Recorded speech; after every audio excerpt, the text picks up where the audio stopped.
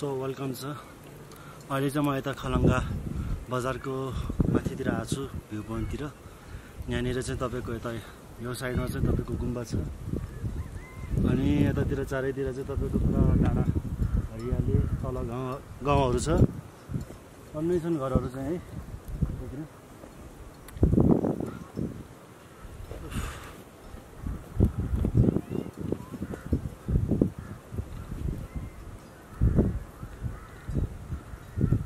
Airport यतातिर छ, एकदम दामी देखिरहेको छ। सायद अघि एउटा मात्रै प्लेन देखियो होला यार उडेको।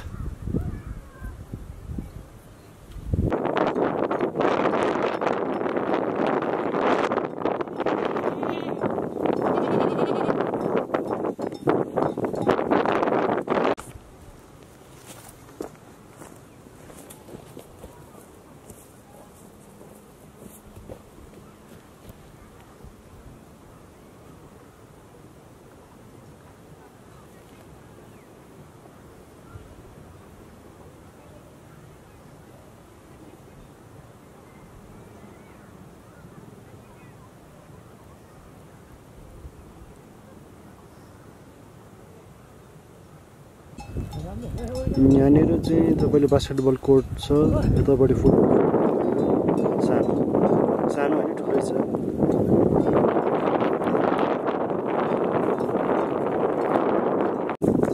यो चाहिँ हस्पिटल हो जुम्लाको, एकदमै ठुलो इन्स्टिट्युट पनि हो यो चाहिँ।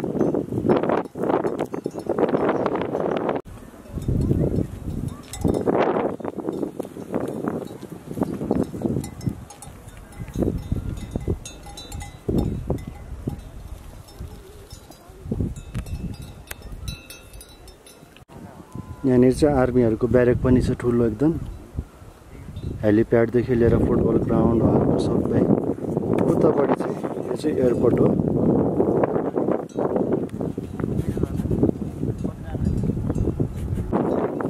यो चाहिँ यहाँको गुम्बा हो खलङ्गा। यो चाहिँ तल पुरा सहर देख्न सक्नुहुन्छ तपाईँहरूले।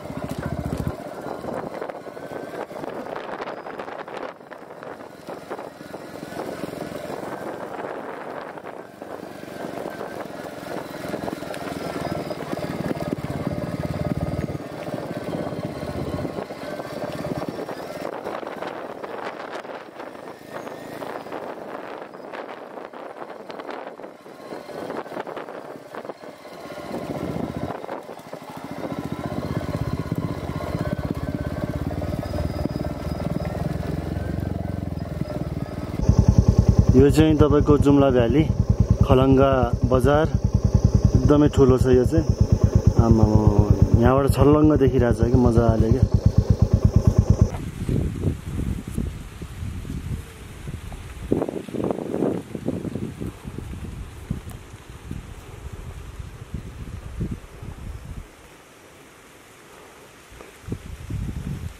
यो चाहिँ हाइड्रोको पानी जम्मा गरेको ठाउँ रहेछ। तलपट्टि चाहिँ हाइड्रोको ड्यामहरू छ, अनि त्यसको उतापट्टि जुन बिल्डिङ देख्दै हुनुहुन्छ यो चाहिँ केटिएस भन्ने रहेछ, कर्णाली टेक्नोलोजी समथिङ के छ क्या।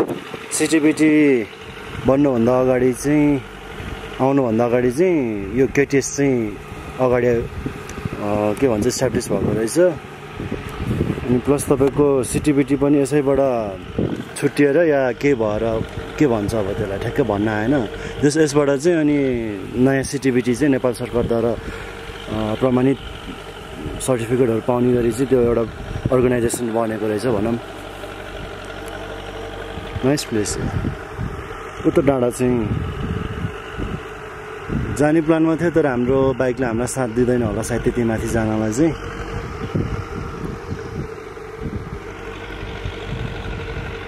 यता चाहिँ भाइ पुरा रेस्टमा छन्।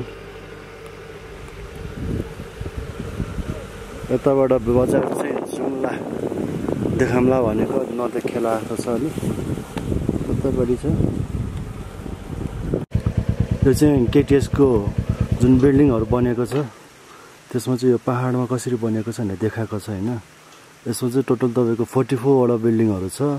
Hostel, kitchen, staff quarter, domestic, warden quarter लगायत टन्नै छन् कि एग्रिकल्चर हाउस। अब डिपार्टमेन्ट अनुसारको त्यो बिल्डिङहरु रहेछ के। एकदम ठुलो रहेछ। पुरा त्यो के भन्छ तपाईको पहाडको भिरहरुमा पनि बनेको छ के। यहाँ देखिरहेछु तर क्यामेरामा सायद यहाँ देखिन चाहिँ गाह्रो छ। यो चाहिँ गेट हो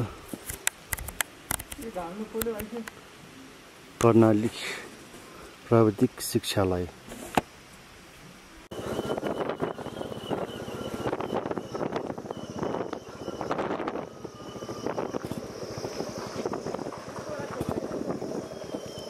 यो चाहिँ यहाँको हस्पिटल जुम्लाको समथिङ नाम पनि के छ।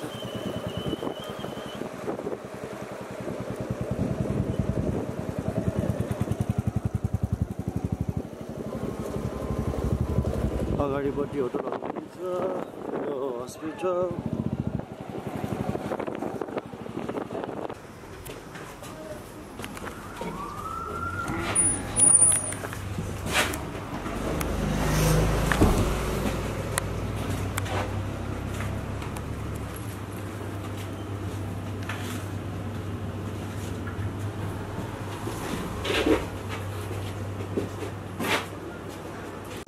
अहिले म चाहिँ खलङ्गाको एउटा फिल्डमा आएको छु भनौँ खेती गर्ने ठाउँमा।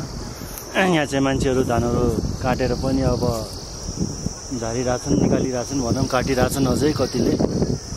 ठाउँ चाहिँ एकदम राम्रो छ, छेउमै खोला छ तपाईँको। अनि यतापट्टि चाहिँ तपाईँको खोइ के बनिरहेको छ, स्टेडियम जस्तो लाग्यो मलाई चाहिँ यतापट्टि चाहिँ।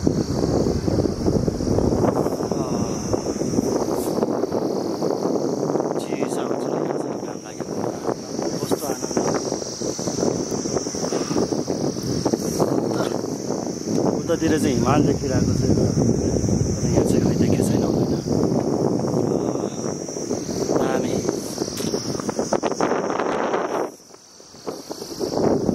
जुम्ला पक्कै पनि घुम्न आउनु होला साथीहरू।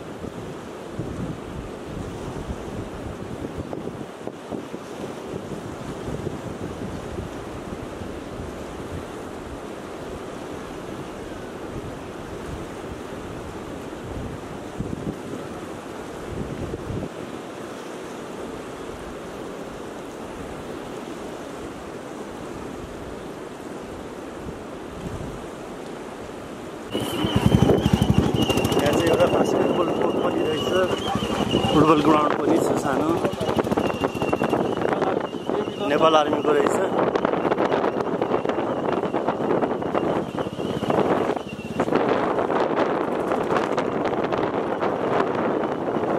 स्कुल पहिलो बिल्डिङ देखिरहेको छ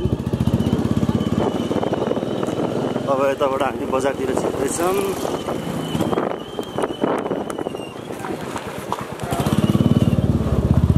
NR मोबाइल रिपेयरिङ शप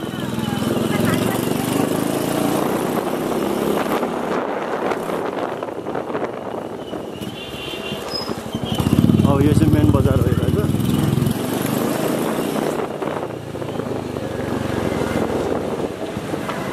त्यतातिर चाहिँ मेन बजार छ यहाँको होटल अगाडि एउटा ग्यारेज बजार रहेछ फ्लिपकार्ट हान्न लागेको थियो आवाज आइरहेको छ क्या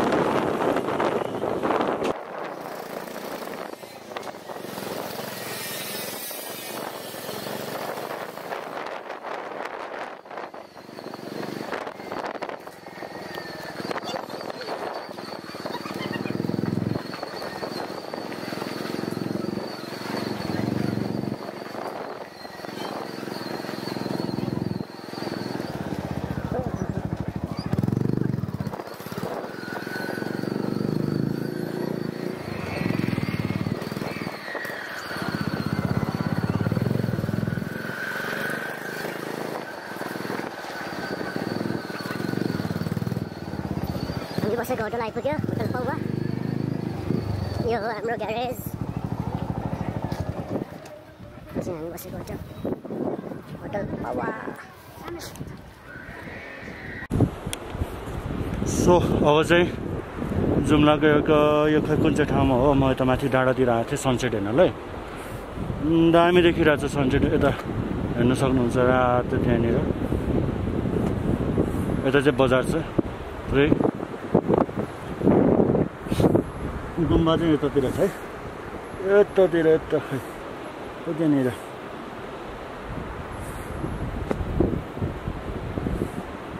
भ्यूलाई इन्जोय गर्दैछु एकदमै होइन थोरै भिडियो बनाइदिउँ भनेर यसो आज यो लास्ट नाइट हो हाम्रो लास्ट स्टे हो यो जुम्लामा चाहिँ सो भोलि चाहिँ हामी सायद अछामतिर जान्छौँ कि रामारोसन जाने प्लान छ हेरौँ के हुन्छ होइन अपडेट गर्दै गर्छु